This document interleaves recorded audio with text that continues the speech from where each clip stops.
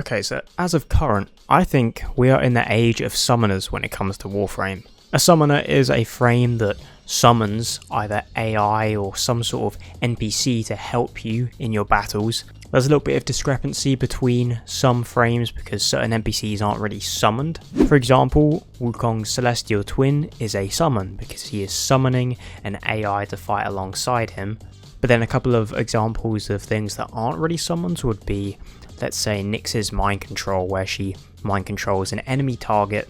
She's not summoning them, she's just making them fight for her. The same thing goes for Revenants, Thralls, and the reason why they're kind of meta, or at least I consider it the age of summoners, is because of a few different reasons. First off, the amount of buffs and updates they've received to actually scale well. For a long time, Warframe didn't really have the ability to kill enemies with your own AI. The early days of Spectres not really scaling well. But now we've got more options, a bunch of really viable AI to summon, plenty of synergies, upgraded versions of pets and mods, and of course really important additions such as the Aura mod Summoner's Wrath, which increases the damage of our summons. And today we're going to cover, in my opinion, the top 5 summoner Warframes. And this is mainly going to be rated on overall effectiveness, how much kills per minute and overall DPS a frame can do with their summons, and a quick few honourable mentions. I think Inaros is worth a mention. The problem with his sand cats is they don't really do too much damage. You can buff them with something like Shock Trooper Augment with the Subsume, for example, or even Rhino's Roar, but they just do corrosive damage over time, and most of the damage Inaros is putting out is mainly from his Sandstorm with its augment, but the overall take damage over time isn't anything special. What is special and much more worth an honourable mention is Equinox's Duality Augment. This allows you to separate your second form either day or night depending on what you're switching to, and it will deploy as a clone with its own AI, its own health bar. It won't cast any of your abilities, but it will use your weapons that you have equipped, and it does a shit ton of damage. What's good about it is if you give it a really strong weapon, maybe something with AoE, in the footage I was using a Kuva Ogress, it can absolutely nuke rooms and it does a lot of DPS, but its overall duration is kind of limited. Even on my build, it's only really lasting about just over 20 seconds, and to be honest, a lot of the time because of Equinox's squishy health bar and the fact that this won't cast any abilities, it will die at higher levels quite quickly, and it requires a lot of recasting, so I just think Duality is a little bit of a nuisance, but in terms of overall damage, it's very strong. Okay, so this might be a little bit controversial, but I'm putting Cora at the number 5 spot, and what's funny is she does arguably some of the highest summon damage in the game, but unfortunately, she can just literally nuke a room with her first ability anyway, which kind of lowers the value of her summoner trait. In the footage I'm mostly letting Venari display its overall DPS, but I could just run around and mash 1, which would be more effective. There's no denying Venari does a shit ton of damage, with or without having it subsumed off, because it will stay active, you just won't be able to make it target enemies. Venari is an incredibly strong companion, and I really like combining this with a Panzervolt Profiler for even more cats and spreading viral. There is no doubt in my mind Cora has probably the highest damage summon in the game, or at least it's very close to being. Unfortunately, it's a little bit slow at applying its damage, especially compared to her Whip Claw, based on the damage that it can do and the fact that you can target enemies if you don't have the ability subsumed off. I feel like she has to be in this top 5. As for building Cora, we're not using any subsume on this build, but I'd probably recommend getting rid of Strangle Dome and maybe replacing it for Eclipse for some damage reduction and a bit of survivability if you're going to go the route of building her around her summon. Outside of that, of course, the important mod here is Summoner's Wrath to really make Venari chunk in damage. I'm not able to fit as much range in this setup because I'm trying to get a versatile build in terms of staying alive so I can keep Venari and myself up at all times.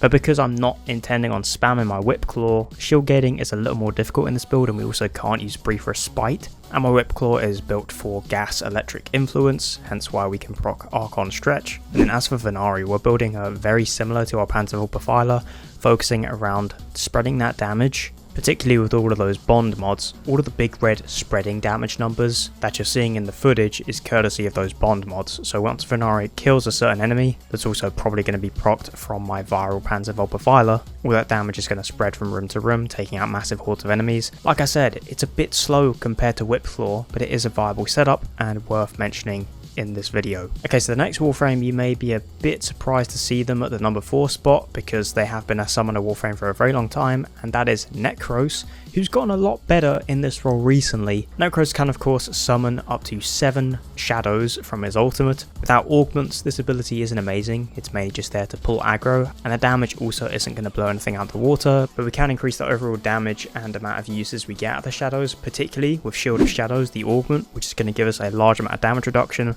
and in the build we can combine this with the augment Despoil, making our third ability Desecrate cost health. And if we're constantly picking up health orbs, we can then use health conversion for a large amount of armor, making him extremely tanky. And the build doesn't stop there, we're of course increasing the damage of our shadows with Summoner's Wrath, but then we're throwing on Nourish because the viral damage buff will apply to our shadows. I'm going to be honest, I don't think the damage of this setup is particularly amazing when it comes to the shadows. I think this is an overall overrated element of Necros' kit, because even when you strip enemies armor with Terrify, you're not going to be rinsing hordes with just your shadows alone. If anything, any companion you're using with this build to combine with Summoner's Wrath is probably going to outdamage your shadows, but everything's going to be procced with viral. You're incredibly tanky, pulling a lot of aggro, and fodder enemies will just get killed instantly by your shadows, especially if you've pulled up maybe some heavy gunners or some bombards into your squad. Necros is still an amazing summoner Warframe, I just don't think he has quite enough damage to make it higher on the list, but still fits the summoner role better than Cora, because her main focus in her kit is her Whip Claw. You'll notice in my Necros build I'm using Strain Consume. This is only because I'm using 3 total Strain mods at the minute combining with my Helminth Charger build.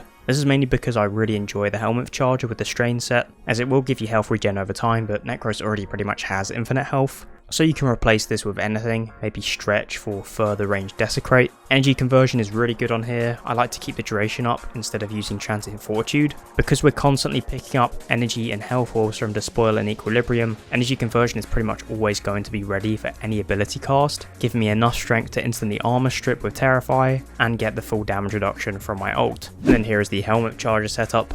Once again, we're pumping it full of bond mods, but then I'm using Strain Eruption in the build, and then combining this with Strain Fever on the melee, so that way I'm getting even more assists to explode from the set bonus. To me, this is just like adding more NPCs to fight alongside me with my army. You probably won't notice the maggots running around mid-gameplay, but they do increase your overall DPS from your pet. I do wish Necros' shadows got a bit of a damage buff, just being honest. I think they're a bit overrated. Even when you armor strip enemies and you have them hitting enemies with Nourish, they're nothing to write home about, and dare I say they're absolutely useless without Shield of Shadows. I don't think he needs a rework, I just think a few buffs could do nicely for his kit. At the number 3 spot, I'm going with Wukong.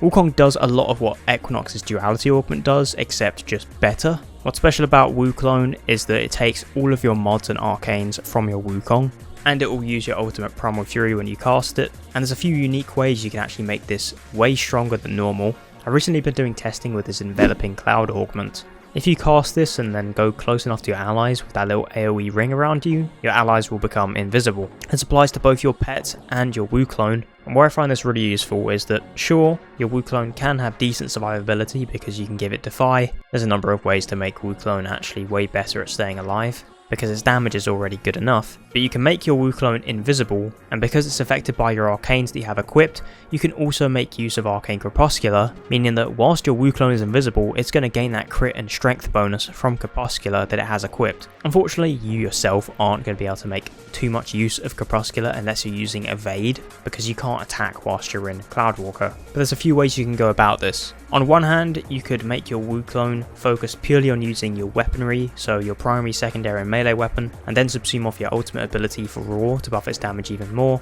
You can mark enemies with your Wukong specifically to make them take more damage, and then in the footage I'm using the Compressor Prime with an Innovate setup to do a bunch of crit, but there's a number of weapons you can use here. A Phantasma Prime also works, and you can see in the footage it's also combining really well with all those bond mods, because I've buffed the absolute hell out of my Wukong, who is priming enemies with a compressor, and all of that status is being spread to other enemies once my pet kills one inflicted by the compressor's status. So the compressor in this setup is more of a primer with the Wukong, but if you want to do more damage with the Wukong itself in this build, maybe throw on a Kuva Nucor or an Atmos with its Incarnon, a Kuva Ogress, But it's also worth mentioning you can go about this by keeping Primal Fury on the build, because WuClone can use your Primal Fury to great effect as well. So you're still going to be going invisible with Cloudwalker, keeping your clone invisible as well, having them deal with the damage. But every time you exit Cloudwalker, whatever you subsume on pull or a grouping skill of any kind to your third ability, group them up, mark them with your clone so he goes forward and attacks the group, and then boom, Primal Fury is going to shred everything. This is a playstyle choice based on whether you want your WuClone using your weapons or your Primal Fury, and the Enveloping Cloud and Arcane Crepuscular combo is really sick at not only keeping your WuClone and your companion alive, but also boosting your crit and strength of your clone. As for companions, I think a Panzervolt Profiler is a good option, but something a little bit different that I was using in the footage is my Hound. The Hound is really good for overall damage, but it's also a really good way to equip Reinforced Bond because you can get over the necessary shield value to make this useful, making your secondary with your WuClone shoot faster. So sure, WuClone isn't the highest damage summon in the game, and a lot of the footage you can see my Hound is actually doing overall more DPS because he's making use of the priming from the clone. But there's so many weapon options, and the customization you can do with the clone is completely busted. His great survivability and a number of ways to keep him alive, doesn't require a recast, also teleports to your location when you cast Cloudwalker, makes use of Defy and Primal Fury, and can selectively mark enemies to deal additional damage to them. I know clone has been nerfed a lot over the years, but goddamn, this ability still kicks ass, and I think it's worthy of being at the number 3 spot. At the number 2 spot, you may be surprised that it's Caliban instead of him being at the number 1 spot. Let's get all the good things out of the way first. Caliban has 3 different types of summons, all different sorts of sentience. The Conculists are melee based, the Ortholists are gun focused, and the Summerlist is based on boosting your shields further. This versatility is really nice because it offers 3 different playstyles from your summons. The Conculists have overall pretty decent DPS and can make use of your other skills. Being able to strip enemies' armor and debuff them at the same time means that you can put decent damage out, but they're limited in their range. The Summerlist is really good if you want to be more tanky, but that's really all it's offering. The damage isn't special. But then compared to your final option, the Ortholists, which I believe to be the best, they kind of send out orbital strikes. They sort of post up, shoot up in the air, and then the strikes will come down from above. All 3 of the options are good, and his entire kit is incredible when combined with it. You're debuffing enemies with Tau damage, and Tau damage makes these statuses more effective when you apply, stripping enemies' armor with your ult and then debuffing with your 2. I love Caliban as a Warframe overall, don't get me wrong. I think his kit overall is far more impressive than what I'm about to mention, but as a pure summoner, I have one big criticism, and that is the lack of speed on his summons. This shit actually drives me insane, and I am aware that soon we'll be getting an augment literally within the next few days with the next update that will increase the overall fire rate and attack speed, I believe, of his summons, and I hope it's good because holy shit, the amount of time you'll spend waiting for your Ortholists or any of your summons to actually attack the enemies is really fucking annoying. And I get it, right? They do a shit ton of damage, especially when you combine it with Viral from Nourish. I think they may be the highest damage summons in the game right now, but their attack speed and activity is abysmal. Like if I use my ult and then my 2 on a specific area on my Ortholists, I shouldn't have to wait longer than a second for those Ortholists to target that area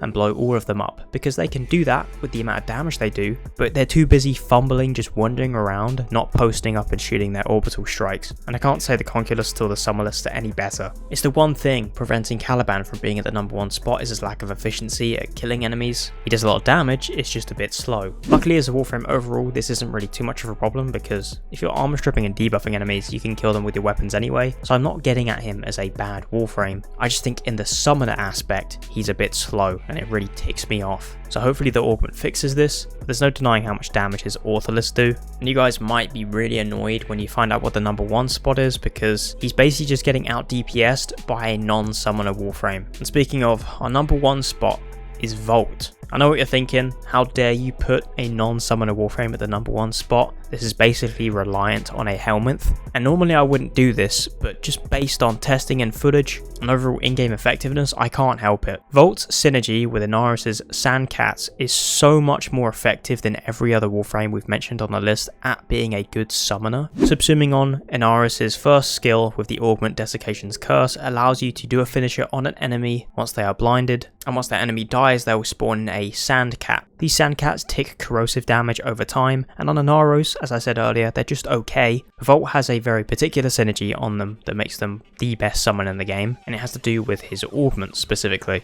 Volt's second skill, Speed, will affect your cats, meaning that they not only go faster, but this also allows you to apply the augment Shocking Speed to them.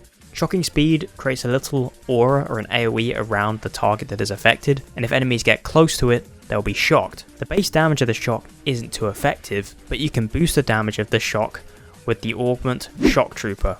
Holding down Volt's first skill will give you a huge bonus to your electricity damage, and this affects Shocking Speed. So this huge electric damage aura buff of the two combined augments can be applied to every sandcat in the area, and they are also constantly stripping enemies armor with corrosive and doing their own tick damage. So you basically have an army of sandcats running around at Mach 1 speed, emitting a frequent pulse of electric damage that scales really well because of the corrosive damage they're doing. Then you can boost this further with Summoner's Wrath and your Arcanes. And as you can see by the gameplay, you just run from room to room and they will kill everything within a few seconds. The DPS is incredibly fast, and because of the speed also applying to them, they can somewhat keep up with your location. This completely out DPSs every other setup in the video, the only exception being that Cora could compete if she's spamming her Whip Claw, but we're talking about summons here, and Volt can get these cats to play the game for him. And because the cats are killing everything constantly, they're also reprocking themselves, meaning that you don't have to recast this, just keep your speed and your Shock Trooper active, and the cats will constantly refresh themselves, up to a total of 5. I was using a Nautilus in the footage, but I'd much prefer using the Panzerfaust Profiler to proc that viral, and of course go with the fact that we're making this a cat focused build,